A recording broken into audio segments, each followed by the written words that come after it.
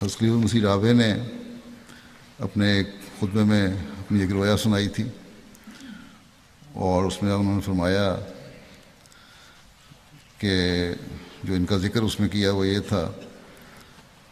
کہ میں سوچ رہا تھا، خلیفہ مسیح رابع کہتے ہیں، میں سوچ رہا تھا کہ مجھے اپنی مصروفیتیں بڑھانی چاہیے، تو رات کو خواب میں میاں احمد کو دیکھا، مرزا غلام احمد صاحب کو، جو ہمیشہ بہت اچھا مشورہ دیا کرتے ہیں۔ خلیفہ مسیح رابع فرماتے ہیں کہ قرآن کریم کے متعلق بھی انہی کا مشورہ تھا کہ بجائے اس کے کہ تفسیر صغیر کے پیچھے نوٹس لکھوں،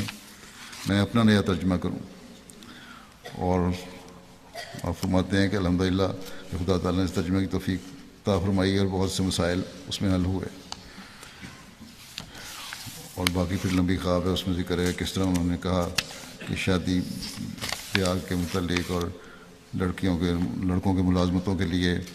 کیا تجویزیں ہونی چاہیے۔ خواہ میں میاں احمد نہیں، خلیفہ مسیح رابع کو وہ بتائیں کہ آپ اس میں مدد کر سکتے ہیں۔